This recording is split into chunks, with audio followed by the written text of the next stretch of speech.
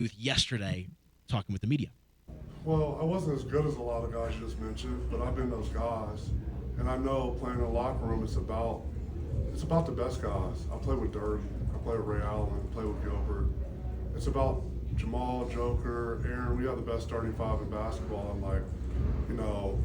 you have to try to do what's right for a two-time MVP and put the best team around them. Sometimes you don't want to trade certain guys, or you said certain things, and you have to follow through and try to make the team better. I think that's just the ultimate goal, and it's a business, and small leagues, a lot of times guys come back around the second time.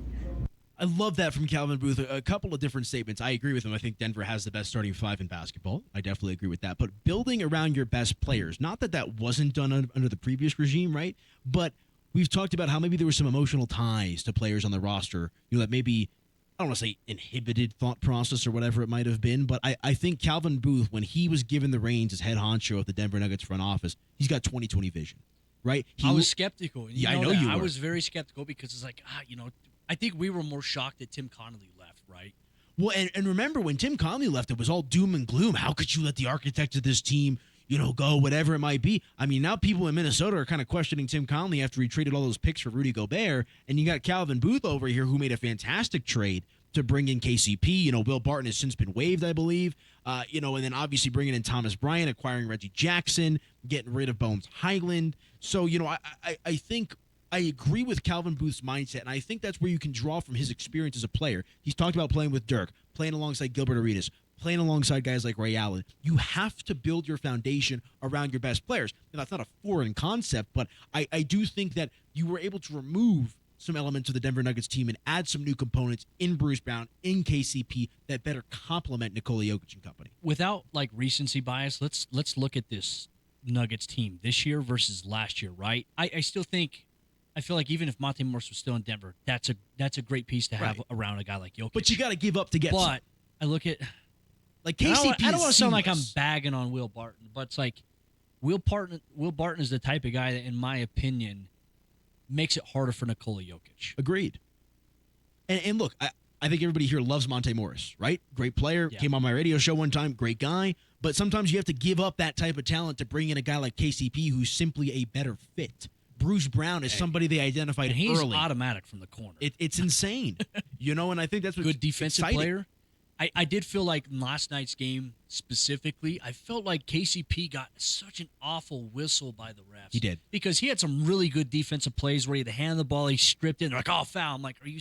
And he let him know. Like, even AG got called for a they BS, tried to challenge BS that foul. one, yeah. That was weird. I don't know how that didn't get overturned because, he did hit the ball first. And, look, you can hit the ball first and then make contact with the fingers in the hand.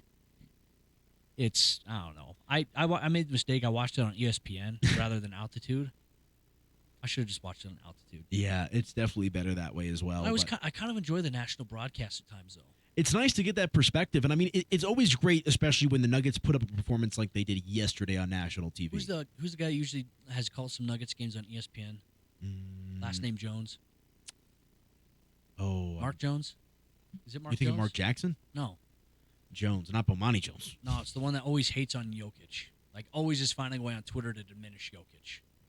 I forget, to be honest with you. I think it's... Did you see what Tim Legler had to say after the game, though, on SVP? That guy blocked me.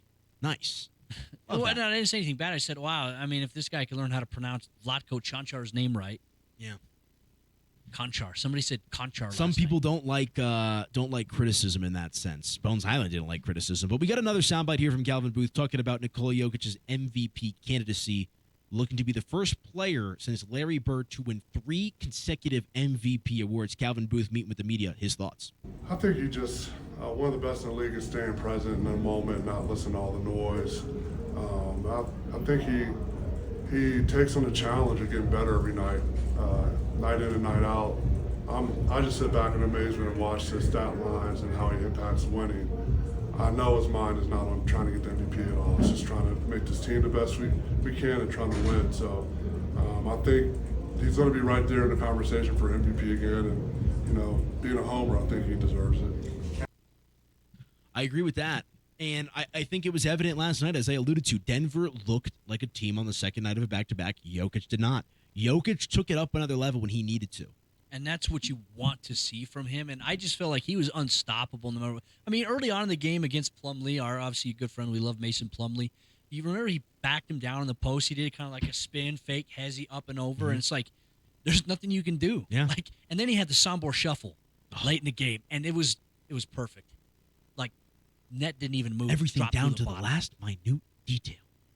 Like, when you look at Homelander. how he plays in clutch moments, he is one of the best players in the game right now. And there's so many people out there trying to diminish it. And Mario Vitanzi was in here. He was doing a show at Bree earlier, and he made a great point. Like, you look at ESPN, you look at SportsCenter, you look at some of these other, like, sites and social media, outlets and whatnot that they post. They post nothing about Jokic or the Nuggets. Instead, they're going to show a highlight of Russell Westbrook making a layup, or like Paul George, which luckily he didn't get it off in time. Nailing that. Yeah, that would have been. God. That would have been bad. That would have been brutal. But they showed that, but they didn't mention anything of the overtime explosion by Denver. It just frustrates me that continues to happen with the team that's the best in the West. They have the best player in basketball right now, and still the conversation is LeBron James. Yeah. Give me a break. It's No one just, cares about LeBron James anymore. He doesn't fit the mold of the prototypical NBA superstar. That's what it is, and people just love. Like, we saw Tristan Thompson came out today and ranked his top 3 MVP candidates: Jason Tatum, Joel Embiid, Nikola Jokic. Open your eyes. And seriously, I'll send you the tweet as well. You guys can watch it in your free time. I'm tired of being outraged. You know who the one national media member is that actually gets it? Is Tim Legler. Tim Legler had an excellent segment last night on ESPN or on SportsCenter with SVP, where he talks about the value and the positioning of Nikola Jokic and how he asserts influence. It's just certain people get it. Like, I saw Rachel Nichols did something today with, I think, Brandon Crawford, and it's just like, oh, they're going to just run a pick and roll on Jokic over and over and over again. He can't defend it. Enough. This team is it's rock solid. People love to poke holes in this team like they're Swiss cheese. You know what I've been doing too during Nuggets games? Like, I watch, especially when opponents drive into the paint, I do watch Nikola Jokic. Like, he is a pretty damn good defender. I mean, the amount of steals he gets per game, but not even just steals, right? But the amount of deflections that lead to turnovers, that lead to fast break opportunities. Yeah. He's doing that. Like, of course, he's not going to be the guy that's going to jump up, at the very, a 40-inch vertical to swat somebody. Like, he's not going to do that. But he's going to get it. He's going to get some block shots here and there. He's going to get steals. It doesn't make him, just because he didn't have the highlight blocks that Joel Embiid doesn't make him a bad defender. I hate this narrative. And of course, when you're playing in a high pick and roll, which for everything that Jokic does, like, because the center position, they're always lurking at the top of the key because of the pick and roll, right? There's going to be times where you have to switch onto a guard. If you go up and you get in that guard's face or a small forward's face, and they're faster, they're going to drive by you. That's not Jokic's game, so he keeps everybody in front of him. And, of course, they're going to pull up for a shot sometimes. Does that make him a bad defender? No. Like, I just hate that there's these narratives that they just cherry-pick to try to make Nikola Jokic look like he doesn't belong, which is wrong, because I would take him over anybody right now in the NBA at the big man position. And then you have to factor in – I mean, I feel like that's an unfair thing. Like, if you actually had to think about it, like, if you had to choose between, like, Steph Curry and Nikola Jokic – who'd you build your team around? I would take Nikola Jokic because he does more for the team. Steph Curry is the individually, incredible player, but if people equate athleticism to greatness in the NBA, and just because Nikola Jokic is not the most athletic of the bunch, people like to write him off in that sense. But you'd be dumbfounded, you'd be hard-pressed to find anybody that impacts the game universally across the board as much as Nikola Jokic does on a night-in, night-out basis. Too. Exactly. And that's so underrated. I mean, Joel Embiid always banged up. Even Jamal Murray, a little banged up last night. I'm not going to keep talking about this because I don't want to jinx it, but yes, durability is a big factor. Well, you know what I love about Jokic? I love when he all of a sudden, like, changes gears. Like, when he's running straight down the court, like, he picks up the speed.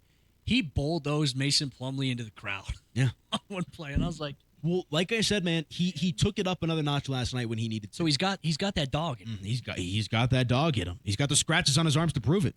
God, that right there, I understand why he won't wear a sleeve, because for him, when he goes to move, when you wear those sleeves, the ball could rub against it and you may lose. Like, it's easier to lose possession. He's incredible, man. How do you protect his arms? Can you just make him wear like a? I don't know, man. I feel like you have to, like, a long sleeve, like, not like a long sleeve, but like I don't even know how to describe it, like a bicep sleeve. What are those paper things that the football players wear on like their elbow and forearm and bicep, or tricep? Yeah, that's actually not protect from Like turf burn. the So tape. you'd think it would probably help with scratches too. Yeah. It's just an extra layer of protection. Minus 420, the price for Nikola Jokic to win MVP at Superbook Sports. He was minus 350 last week. After last night's game, he is now minus 420. On our broadcast, when it just showed Danny talking, it's just showing LeBron James. Of course. Of course it is. Isn't that incredible? Oh, you got to love it.